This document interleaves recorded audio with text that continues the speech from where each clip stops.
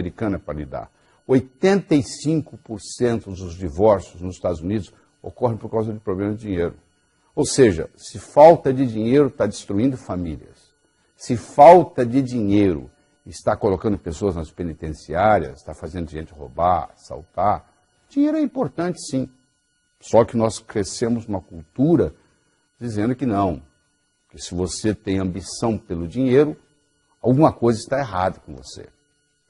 Eu quero começar apresentando a situação, o futuro da Previdência no Brasil. Hoje nós temos trabalhando 89 milhões de brasileiros. Trabalhando. Só que o trabalho informal no Brasil é muito grande, você sabe disso, né? Então somente 34 milhões, ou menos de 40% desse pessoal, paga Previdência, menos de 40%.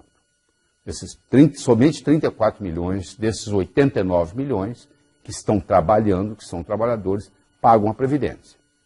Muito bem, temos 21 milhões de aposentados.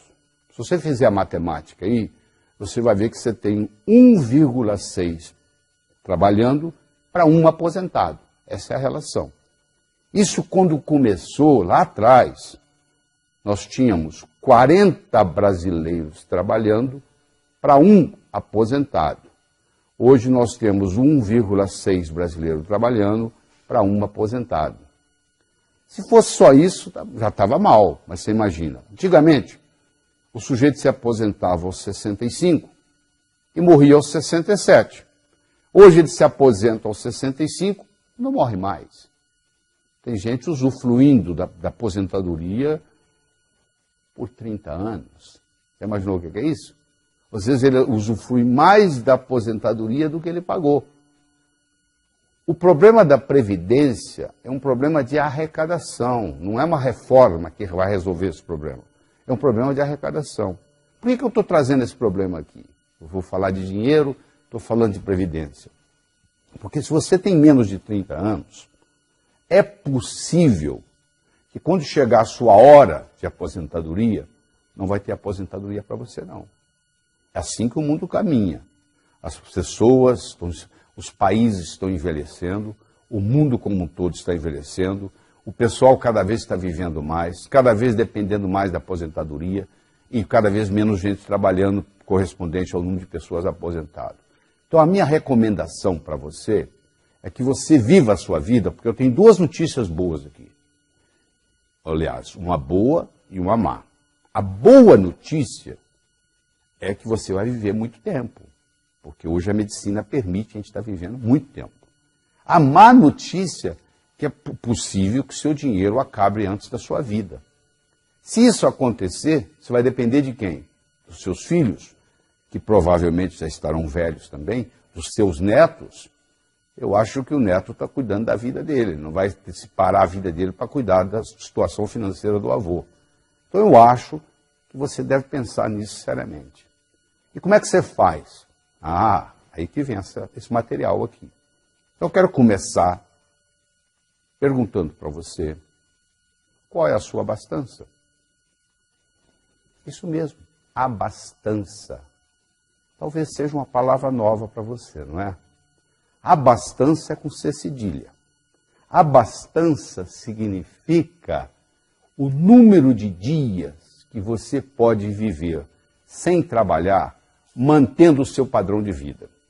Se você parasse de trabalhar hoje, ou se você tivesse um acidente, ou se você fosse demitido, quanto tempo, quantos dias você pode manter o seu padrão de vida, e sem trabalhar, continuar vivendo? Isso é abastança. Deu para entender? Você tem que fazer o seu cálculo.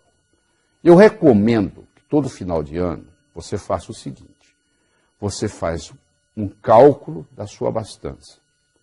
Se a sua abastança de ano para ano não estiver aumentando e você continuar trabalhando, alguma coisa de errado está acontecendo.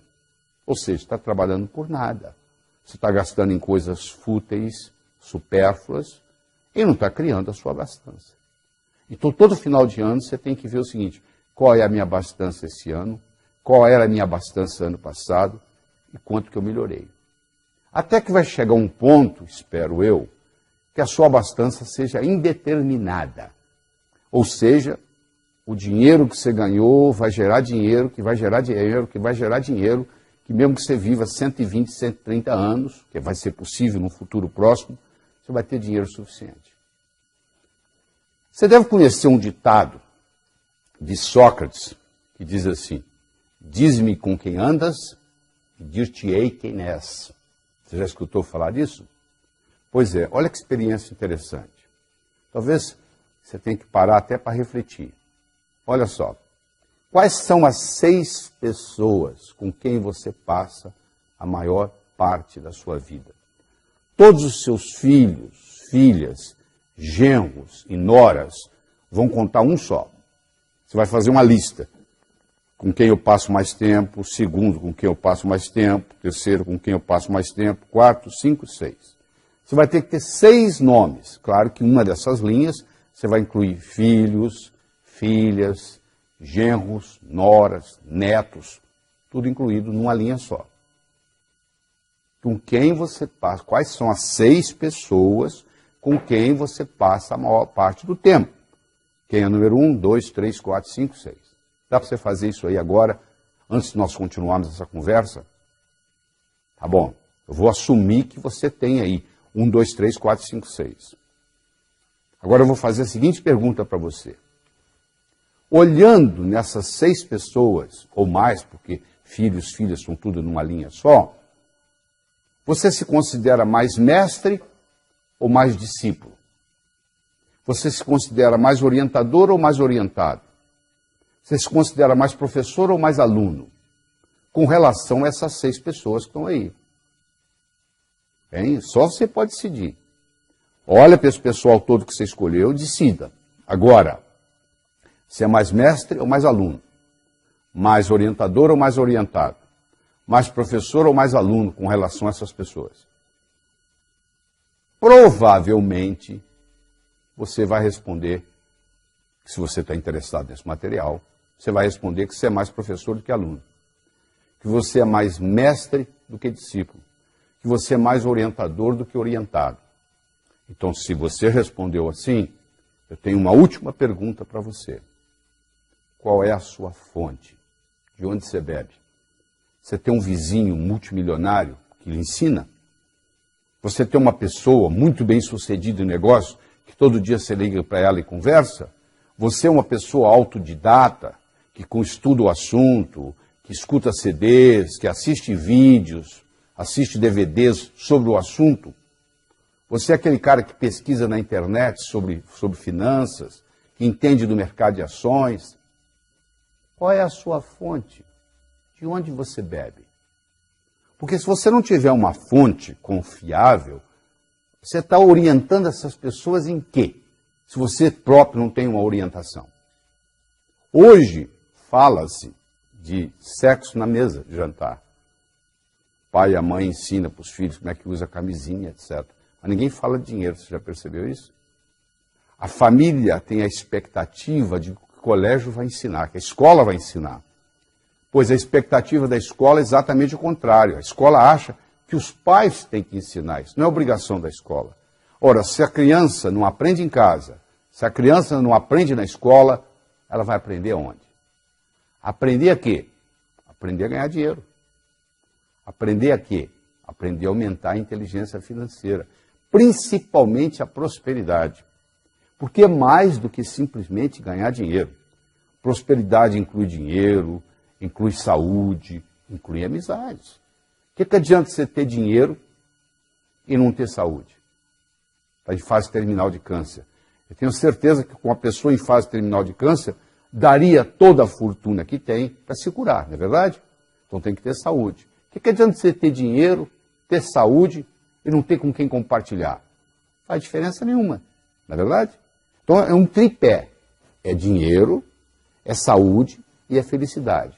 Porque o dinheiro vai lhe dar o quê? O dinheiro vai lhe dar independência financeira. O que é independência financeira? É você não fazer nada que você não goste por causa do dinheiro. E nunca deixar de fazer algo que você goste por falta de dinheiro. Se você está fazendo algo que você não gosta por causa de dinheiro, ou deixando de fazer algo que você gosta por falta de dinheiro, você ainda não adquiriu o nível de independência financeira, que, aliás, só 4% da população do mundo adquire. É uma minoria que tem esse privilégio.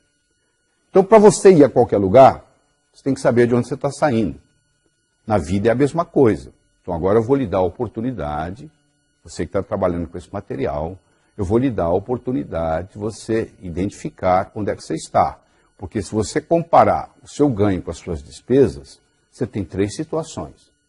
Não é verdade? Ou você está ganhando mais do que você está gastando, ou você está ganhando igual você está gastando, ou você está gastando mais do que você está ganhando. Não tem outro jeito. Ou você ganha mais do que gasta, ou você gasta mais do que ganha, ou você está ganhando e gastando mais ou menos igual. Então, levando em consideração tudo isso, você vai poder, nesse momento, determinar o seu nível financeiro. Eu tenho 4 níveis aqui para você estudar qual que é o seu. Vou falar o primeiro, sobrevivência. A própria palavra já diz, sobreviver. Significa o seguinte, eu estou trabalhando hoje para pagar o que eu gastei ontem. Eu estou sobrevivendo. Isso é sobrevivência. Número 1. Número 2. Estou trocando 6 por meia dúzia. Sabe o que significa trocar 6 por meia dúzia? Eu estou pedalando. Se eu parar de pedalar, eu desequilibro a bicicleta. A bicicleta só se mantém em equilíbrio se você estiver pedalando. Para de pedalar para você ver. Você cai ou para a direita ou para a esquerda. Então o sujeito está pedalando, ou seja, ele está ganhando, gastando, ganhando, gastando, ganhando, gastando. Esse é o nível 2. O nível 3 é quando você está guardando dinheiro debaixo do colchão. Não é literalmente colocando dinheiro debaixo do colchão. Não é isso que eu estou falando, não. Eu estou usando essa expressão para indicar o seguinte, está sobrando dinheiro, só que você não sabe o que fazer, você não sabe como investir. Só para você ter uma ideia, se amanhã você colocar R$100 na poupança do seu banco e só retirar daqui 10 anos, deixar lá durante 10 anos, o dia que você for lá buscar, se você pegar aquele dinheiro todo, você vai poder comprar uma roda com pneu. Por outro lado, se você amanhã pegar R$100 emprestados, amanhã você pegar R$100 emprestados do seu banco e não pagar juros por 10 anos, daqui 10 anos você vai dever para o banco um carro zero, o valor de um carro zero popular. Se você deixar o dinheiro lá, você vai poder no final comprar um pneu com a roda. Se você sacar o dinheiro e não pagar os juros, você vai dever um carro zero popular brasileiro, que não é barato. Então isso lhe dá uma ideia da perspectiva do processo. Quer dizer, dinheiro na poupança é quase igual você colocar o dinheiro debaixo do colchão. Então esse é o item 3. E o item 4, quer dizer, o primeiro é sobrevivência, o segundo é trocar 6 por meia dúzia, o terceiro é guardando debaixo do colchão, e o quarto é justamente aquilo que nós já conversamos, que é a independência financeira. É quando você atinge um patamar na vida onde você tem uma abastança indeterminada. Ou seja, você pode viver o tempo que você quiser, essa abastança ela vai fazer com que o dinheiro gera dinheiro, que gera dinheiro, que gera dinheiro. Se você viver 120 anos, você vai ter dinheiro. Se você viver 140, você vai ter dinheiro. É isso que todo mundo almeja. Atingir um ponto na vida onde a sua abastança se torne indeterminada, indefinida. Ou seja, enquanto você viver, você tem. E você diz assim, eu sei que você deve estar curioso, né? Como é que eu faço isso? Como é que eu faço isso na minha vida? Como é que eu faço isso acontecer na minha vida? Pois bem, por isso que nós estamos aqui. Eu quero começar lhe ensinando sobre a roda da abundância. A roda da abundância é um conceito espetacular. A quantidade de dinheiro que você vai gerar na sua vida é diretamente proporcional à velocidade com que a roda da abundância vai girar na sua vida. A roda da abundância tem 2 lados, o doar e o receber. O doar pode ser 2 coisas diferentes. Você pode doar para quem precisa chama-se caridade, ou você pode doar para quem não precisa, chama-se generosidade. Então, doar é a metade da roda. Uma roda não roda só com a metade. O cara que não quer doar nada, a roda da abundância não roda na vida dele. Ele pode até ter uma conta bancária avantajada, mas ele pensa como pobre, vive como pobre, se sente pobre, porque ele não faz parte da abundância do mundo. Então, doar é um grande segredo. Pergunta para os Rockefellers, o próprio Bill Gates acabou de se aposentar e agora vai se dedicar tempo integral ao altruísmo, tempo integral à fundação, ou seja, para ajudar os necessitados. Porque ele sabe, ele descobriu esse segredo que os Rockefellers descobriram, que todo mundo sabe, que é dando que se recebe. Então deixa eu falar um pouco na diferença entre caridade e generosidade. Se eu dou um dinheiro para alguém e essa pessoa está precisada, eu acabei de fazer um ato de caridade. Se eu dou um dinheiro para alguém, não necessita ser dinheiro, se você compra uma gravata e leva de presente para o seu amigo que está fazendo aniversário, você não fez uma caridade. O seu amigo poderia ir no shopping e comprar aquela mesma gravata. Ele não está precisado para comprar a gravata. Você não precisa ter levado a gravata para ele. Você não foi caridoso. Você foi generoso. Se você pratica só caridade, você está enviando para o seu subconsciente a seguinte mensagem: no mundo só ganha quem precisa. Eu vou ficar precisado para ganhar. Faz sentido o que eu estou falando? Se você pratica também generosidade, você está enviando a seguinte mensagem para o mundo: mesmo quem não ganha, que mesmo quem não precisa, ganha. Eu não necessito ficar precisado para ganhar. Então essa roda da abundância, ela tem dois lados: o doar, que nós acabamos de falar, e o receber. Tem gente que não aceita nada dos outros, já percebeu? Tem gente que faz favor para os outros, mas não aceita favor de ninguém. Isso tem um nome. Como é que chama? São pessoas soberbas. O que é a soberba? Você acha que não precisa de ninguém. As pessoas precisam de você. Então essas pessoas não têm problema no lado doar, mas elas têm um problema do lado receber. E como a roda é metade doar e metade receber, vem um problema. Esse conceito da roda doar-receber, eu poderia trocar a palavra doar pela palavra vender. Eu poderia trocar a palavra receber pela palavra comprar. E eu vou lhe explicar toda a recessão do mundo, toda a economia mundial. O que é uma recessão?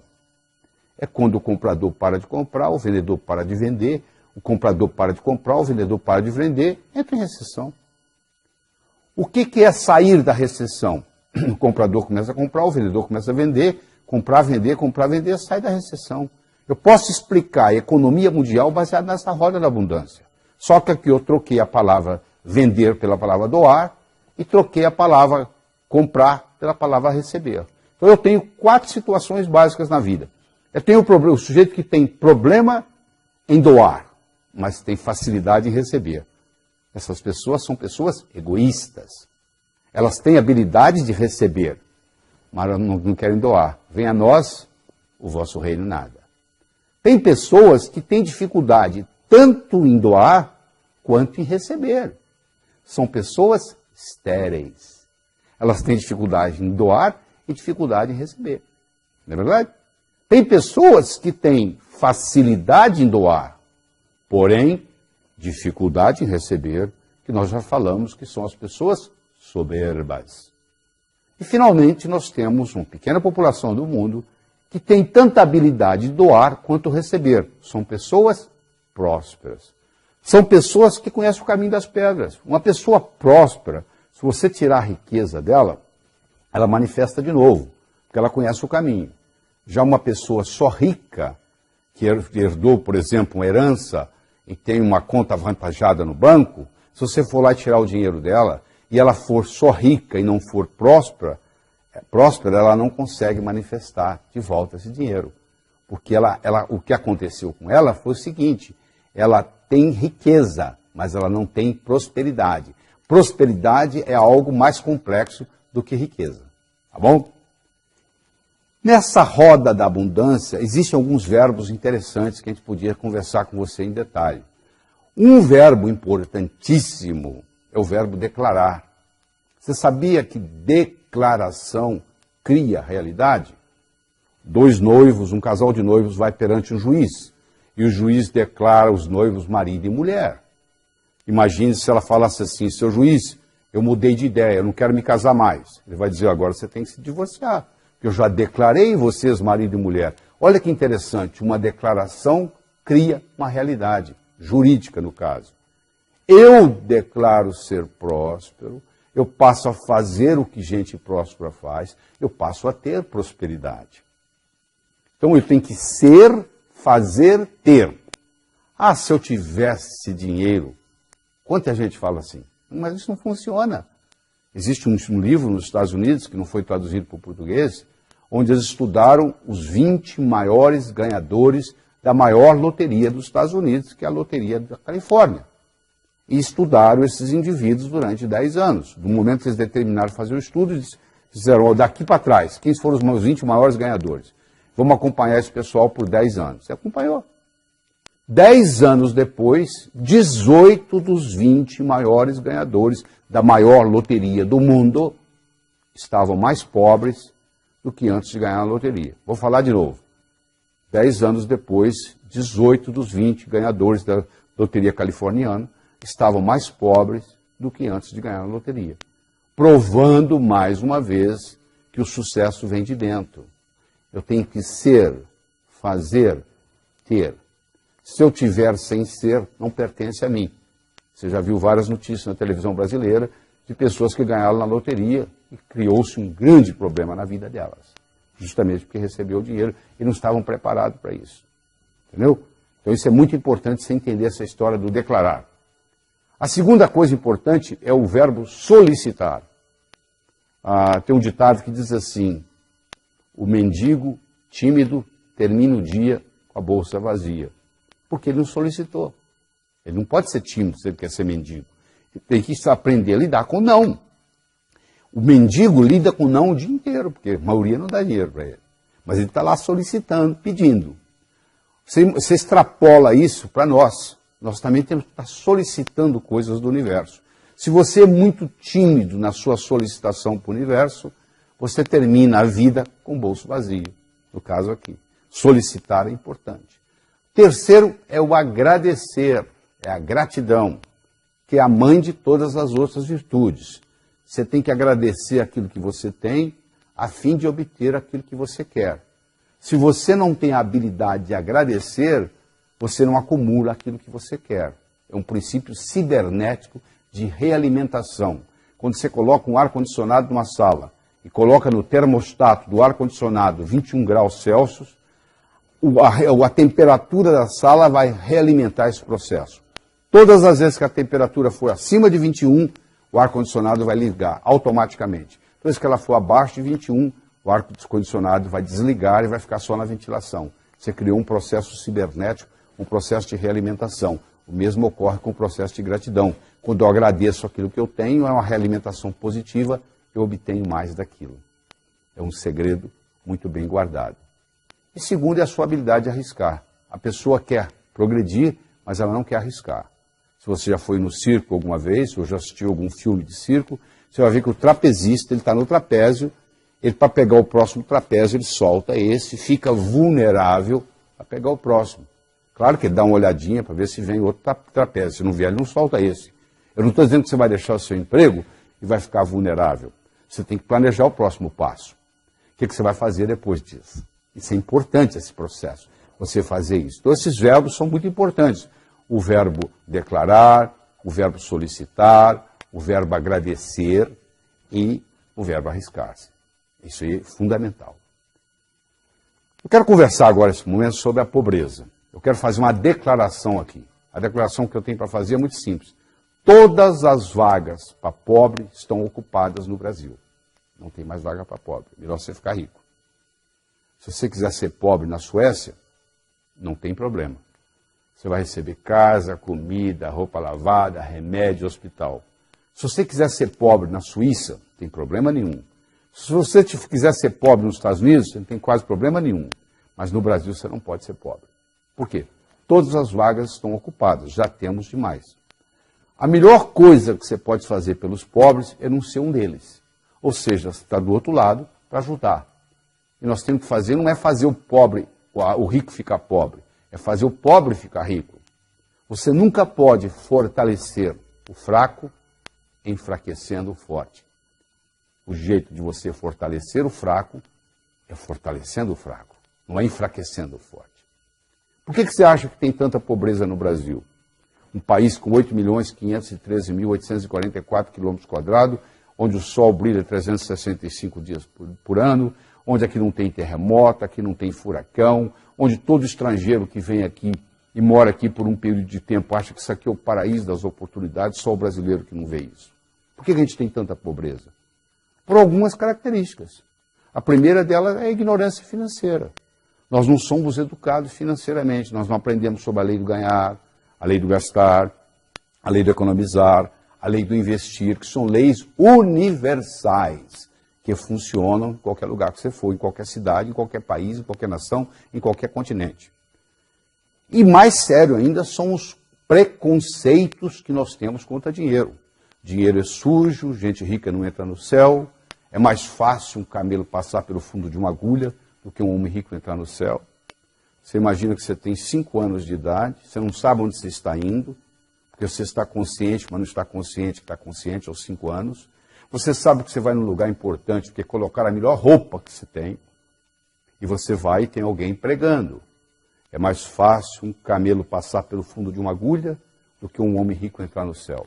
Saiu dali, seu pai te leva ao zoológico, e tem aquele animal enorme. E você pergunta, papai, o que é aquilo ali? Aquilo ali, meu filho, minha filha, aquilo ali é um camelo, grande, hein, pai?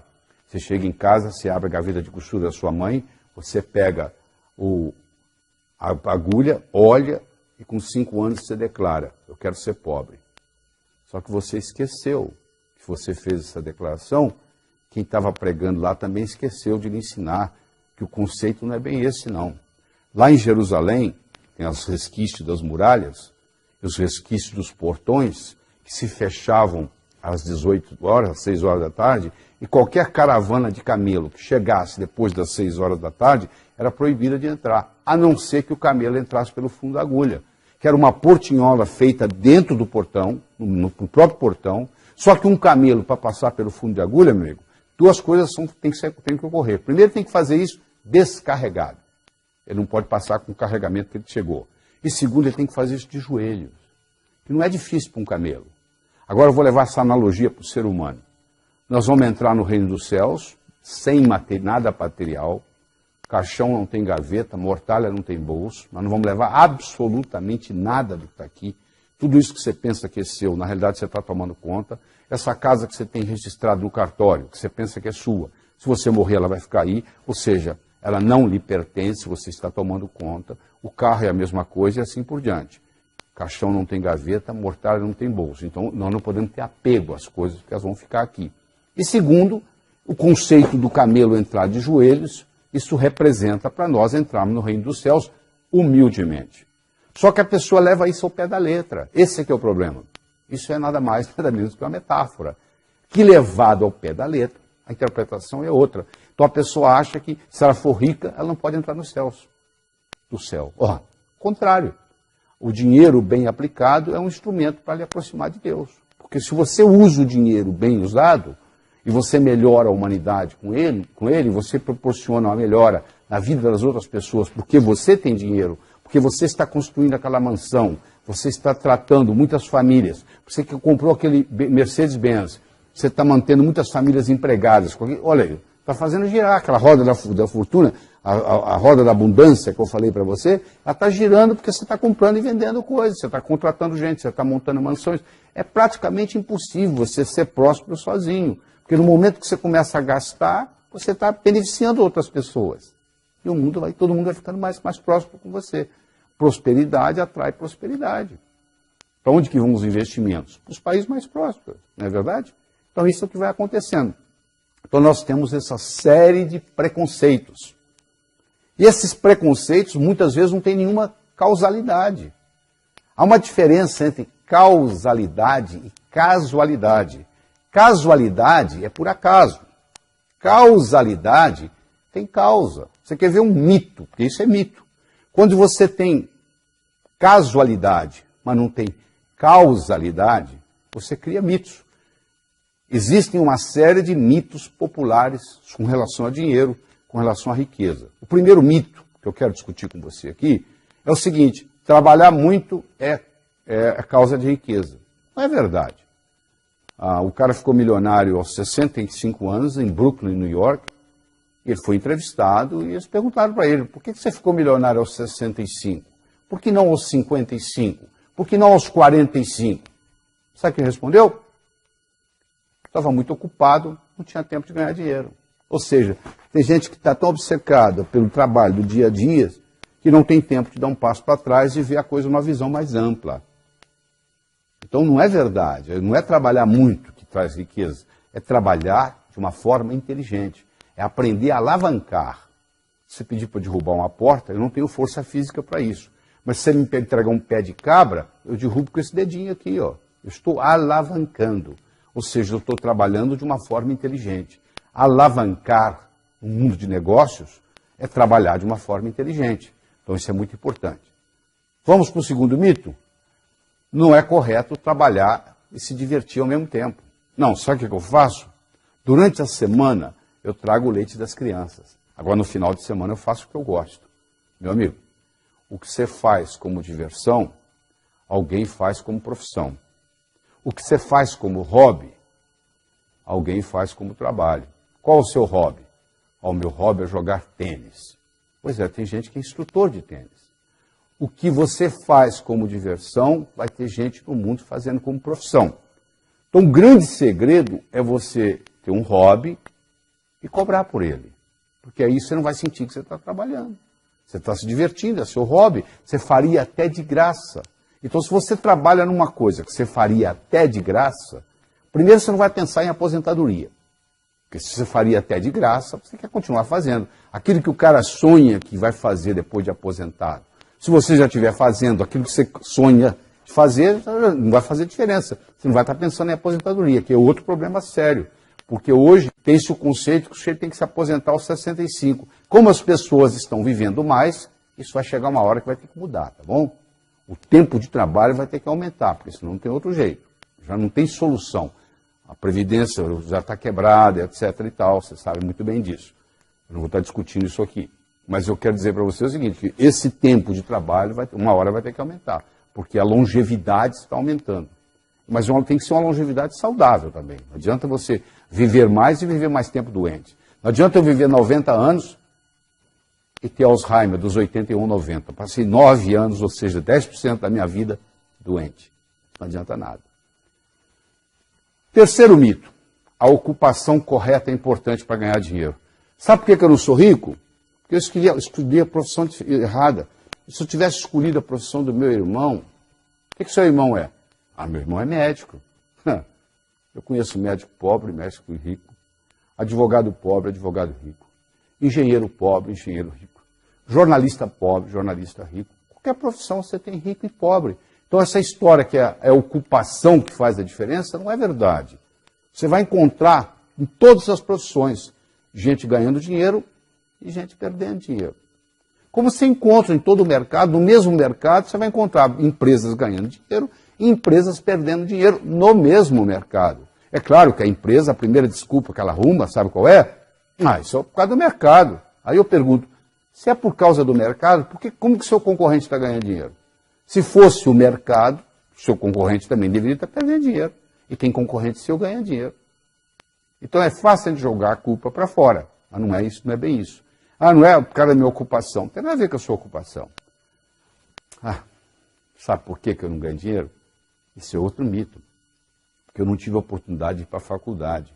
Porque eu não tive uma boa formação. Isso também não é desculpa.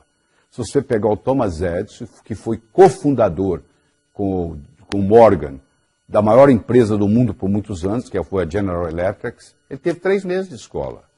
Você pegar o Henry Ford, que revolucionou o mundo automobilístico, com o trabalho dele, que foi na época dele um dos homens mais ricos do mundo, tinha segundo ano de ginásio. Se você pegar uma figura atual, que é o Bill Gates, que tem 3 recordes mundiais, ele também não terminou a faculdade. Ele saiu de Harvard para montar a Microsoft. Eu não estou aqui estimulando ninguém a não estudar. Eu estou dizendo que só estudar não é suficiente. Porque os pais têm aquela ilusão de que se seu filho estudar numa escola boa e tirar boas notas, que o futuro está garantido. Não é verdade. Isso é um requisito, é importante, mas não é necessário, mas não é suficiente. Necessário, porém não suficiente. Você não faz um bolo só de farinha, nem só de manteiga, nem só de ovos. São ingredientes necessários, são, mas cada um deles por si não é suficiente. Então é claro que um bom estudo, uma boa educação ajuda. Mas em geral, a maioria do que acontece, o sujeito estuda e vai trabalhar para um que não tem estudo, que nunca estudou. É um paradoxo, né? Porque em geral, o que cai na prova não necessariamente cai na vida. Essa é a grande verdade. Nem sempre o que cai na prova cai na vida. O outro mito, talvez o pior deles, é que não tem o suficiente para todos. Na época da caverna, o PIB era 0. Hoje o PIB é astronômico. À medida que a riqueza do mundo aumenta, mais milionários vão sendo feitos, mais aviões supersônicos vão sendo construídos, mais submarinos atômicos vão sendo construídos, ou seja, a prosperidade do mundo vai aumentando. A Bolsa de Valores de Nova York hoje é 100 vezes maior o giro do que era há 50 anos atrás. Ou seja, a riqueza vai aumentando. Tem para todos, sim.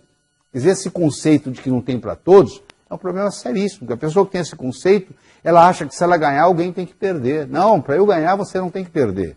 A não ser que você insista. Aí o problema é seu. E outro problema sério, que deveria ser ensinado no jardim da infância, são as leis da riqueza. A lei do ganhar, a lei do gastar, a lei do economizar e a lei do investir, que são leis universais, que funcionam em qualquer lugar. Sem o ganhar, meu filho, não adianta nada. Eu só vou poder gastar, economizar, investir se eu ganhar. Então, a primeira lei não é que é a mais importante. Segunda-feira não é mais importante do que terça, mas vem primeiro, não vem? É assim mesmo. Segunda vem antes de terça, terça vem antes de quarta. O ganhar tem que vir antes do gastar. Só que o ganhar é o seguinte, toda a riqueza é criada pela mente humana. Problema financeiro não se resolve com dinheiro. Eu nunca vi nenhum problema financeiro ser resolvido com dinheiro.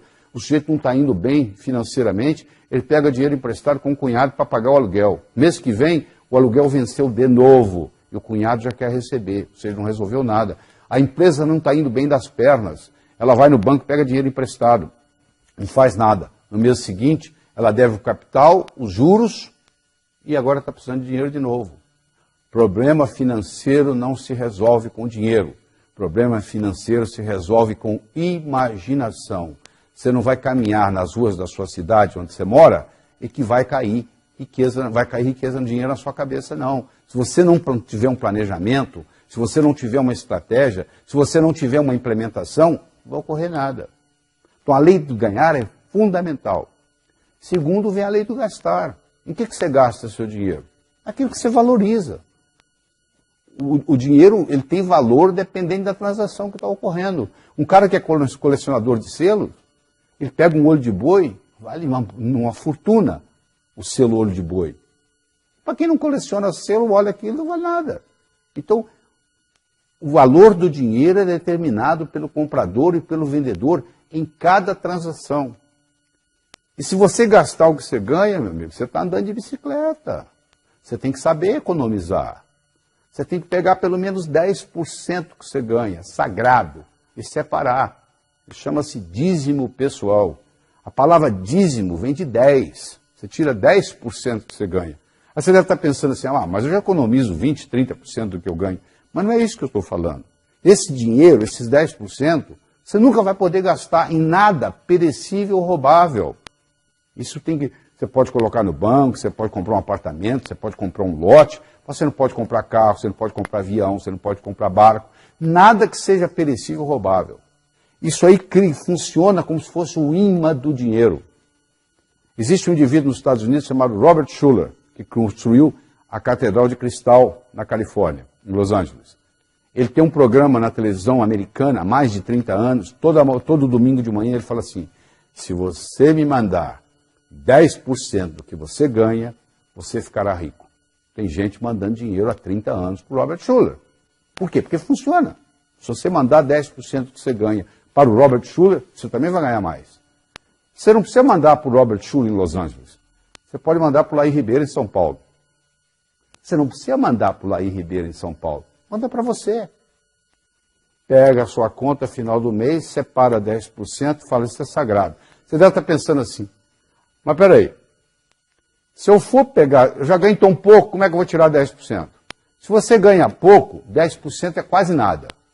Não é verdade? Ou seja, não vai fazer muita diferença. Tem gente que vive com muito menos do que você vive. Se você tirar os 10%, o que vai sobrar, tem gente que vive com muito menos. Você tem que se ajustar a isso. Mas no momento que você faz isso, é um passo de mágica. Porque você está dando para o seu subconsciente a seguinte mensagem. Eu vivo no mundo abundante, ganho mais do que preciso, está sobrando. E esse dinheiro acumulado, ele vai criar o que se chama o imã do dinheiro. Semelhante atrai semelhante, ódio atrai ódio, amor atrai amor, a água atrai água vai para o rio vai para o mar, não é verdade? Para onde vai água? Para onde tem água. Para onde vai dinheiro? Você acha que o dinheiro vai para o pobre? Não, o dinheiro vai para quem tem dinheiro. Se você for lá no banco e falar assim, pelo amor de Deus, me empresta que eu estou apertado. O banco fala para você, não. Agora você chega lá no banco e fala, eu tenho isso. O banco fala, você não quer levar um dinheiro emprestado? Olha que paradoxo. Quem está apertado mesmo, o banco não empresta. Agora, quem tem sobrando, tem crédito. Crédito é paradoxal, é quem não precisa que tem. Você não precisar, você tem.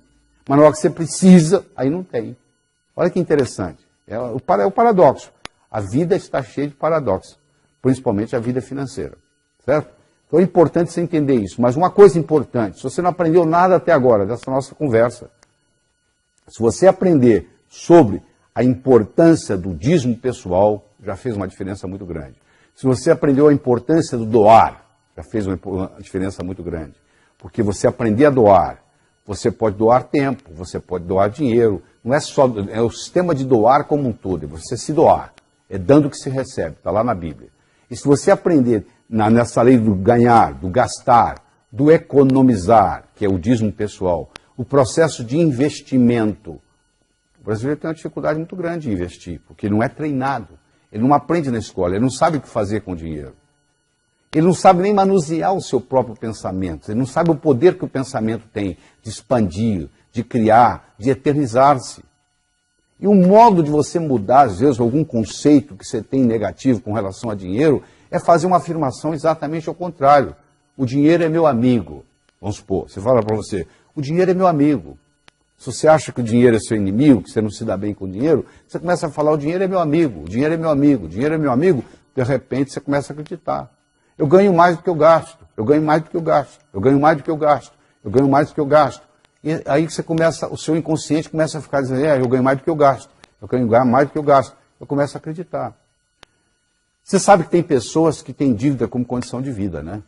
A pessoa ganha X, está devendo, você dobra o salário dela, ela está devendo mais ainda. Você triplica o salário, ela deve mais ainda. Quanto mais ela ganha, mais ela gasta. Você deve conhecer alguém assim, ou talvez ter alguém assim na família. Essa pessoa que tem dívida como condição de vida, ela está faltando perdoar alguém, sabia? Principalmente pai e mãe. Se você tem ressentimento no seu coração, você causa uma resignação de futuro. Se você perdoa o seu passado, você multiplica as suas possibilidades de futuro. Então, uma pessoa que carrega ressentimento no coração, ou do pai, ou da mãe, ou da família, ou o que seja, dificilmente vai fluir nela essa prosperidade. E uma chega a ponto de ter dívida como condição de vida. Outra coisa importante que eu quero dizer para você aqui é sobre o dinheiro herdado. Cuidado com o dinheiro herdado, porque o dinheiro herdado ele pode vir, na maioria das vezes ele vem com a conotação de morte. Alguém teve que morrer para você pôr a mão naquele dinheiro. Então, se você tem como conotação de morte, é um problema sério. Porque se vem com alguém que tem que morrer, aquilo não é bem-vindo. que não funciona bem. Então você conhece gente que vem de família muito rica, que tem muito dinheiro no banco, mas que se você for analisar, a pessoa vive como pobre, se comporta como pobre, pensa como pobre, tem toda uma atitude de pobre, só tem o dinheiro no banco. Ora, se ele tem o dinheiro no banco, mas ele tem toda uma atitude como pobre, na realidade ele está vivendo uma vida de pobre. Viver a vida próspera é diferente. Falta de dinheiro pode ser uma questão temporária. Pobreza é um estado de espírito. Quer dizer, a pessoa, para ter vida próspera, é uma questão de atitude. Às vezes ela não tem dinheiro, mas ela sabe que é uma questão de tempo. Falta de dinheiro pode ser uma questão temporária. Pobreza é um estado de espírito. Essa é a verdade sobre tudo isso aí. Então, o que eu quero deixar bem claro é que isso aí é uma ciência. Do mesmo modo que você aprende física, que você aprende química, que você aprende biologia, você pode também desenvolver a sua inteligência financeira. Se você deixar do jeito que está, a tendência é piorar. Se você deixar seu carro parado um ano, depois de um ano você não consegue dirigi-lo, não é verdade? A gasolina evaporou, a bateria descarregou, você não tem condições, está tudo enferrujado, o pneu baixou, você não consegue dirigi-lo. Por quê? Deteriora. As nossas ideias é a mesma coisa. Você tem uma série de ideias que você vai vivendo a vida. Se você não começar a colocar ideias novas, aquelas velhas vão se deteriorando e o mundo vai mudando. Então chegou a hora de você começar a adquirir conhecimento novo. O que vai fazer você mudar é o conhecimento que entra. Do mesmo modo que você toma o café da manhã, almoça e janta, os nutrientes da mente são as ideias. Com esse material aqui, ó, que você está trabalhando comigo, eu estou lhe trazendo várias ideias, só que você tem que trabalhar com esse material de novo, porque não é só uma vez que você ser exposto a esse material que vai fazer uma diferença. Às vezes as crenças estão aí, porque uma crença, uma vez estabelecida, tem como função única e exclusiva se perpetuar. A tendência da crença é continuar lá, firme. Então, para romper aquela crença, eu tenho que trazer uma crença nova, eu tenho que praticar, eu tenho que mudar o hábito, porque depois que você mudou o hábito, você não precisa de motivação mais não. Você precisa se motivar para escovar os dentes? Não. Você foi tantas vezes que você escovou os dentes que você escova os dentes até dormindo. Você já está motivado para isso. Então, no momento que você faz o hábito financeiro ser uma coisa que faz parte da sua natureza, aí não tem problema, aí a coisa continua. Não interessa a sua idade, não interessa a sua profissão, não interessa a sua conta bancária. A boa notícia que eu tenho é que qualquer pessoa, em qualquer idade, pode revolucionar isso. Só as minhas palavras não são suficientes. Isso aqui é um despertar. Você chega num hotel e pede para despertar amanhã às 6h30. Às 6h30 seu telefone toca. Não significa que você vai ter um bom dia. Significa que você despertou. Pode ser até que você volte a dormir. Isso aqui, esse trabalho que eu estou fazendo com você aqui é um despertar. O resto agora vai ficar por sua conta. Eu vou contar uma história e com isso nós vamos encerrar aqui. Eu espero que você trabalhe com esse material de novo, até que isso entre na sua estrutura psicológica e faça parte de você. Aí fica no automático. Aí fica fácil. Certo? Diz que uma vez, no inferno, Lúcifer estava muito preocupado porque lá estava havendo uma recessão, estava faltando pecadores. Lá também tem esses problemas.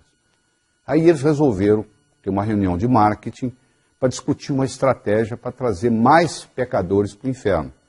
E eles estavam discutindo e um capeta-chefe levantou a mão e falou assim, é muito simples, nós temos que fazer o ser humano gastar mais. Para gastar mais, ele vai ter que ganhar mais. Para ganhar mais, ele vai ter que trabalhar mais. Ele vai trabalhar, ganhar, gastar, trabalhar, ganhar, gastar, trabalhar, ganhar, gastar. A vida vai passar, ele não vai ter tempo de evoluir, vai terminar aqui. Muito bem, disse Lúcifer, muito bom. Mas eu quero escutar outras. Aí um outro capeta-chefe levantou a mão e disse, por que a gente não acaba com o amor próprio do ser humano? Ele não vai gostar de si mesmo, ele só vai olhar para o outro, ele só vai se preocupar com o outro, ele só vai cuidar da vida do outro, ele não vai cuidar da vida de si mesmo, ele não vai evoluir, a recessão ele vai terminar aqui. Muito bom, disse Lúcifer, mas eu quero escutar mais.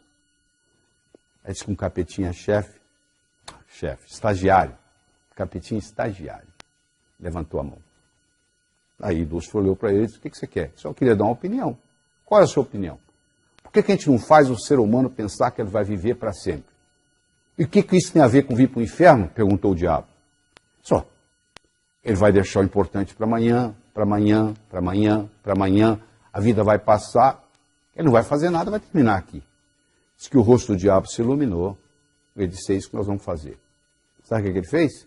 Ele colocou na mente de cada um de nós a semente da eternidade.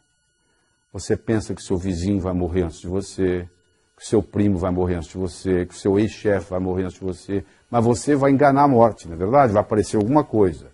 Todos pensam assim. Se você pudesse conversar com o pessoal que mora, entre aspas, no cemitério, todo mundo lá ia reclamar que morreu antes da hora. Tinha tanta coisa para fazer e morreu. Não adianta nada você ser exposto a esse material, você ter todas essas ideias que você está tendo aí e não colocá-las em prática. Você tem que estabelecer quais são as prioridades na sua vida e colocá-las em prática. Ver o que é importante, começa por aquilo que é mais importante e coloca em prática. Eu espero de coração que novos caminhos se abram à sua frente, que o vento sopre levemente às suas costas, que o sol brilhe suave e morno no seu rosto, que a chuva caia de mansinho em seus campos, e até que nos encontremos de novo. Que Deus lhe guarde nas palmas de suas mãos. Evite o mal, faça o bem, viva a sua vida prosperamente.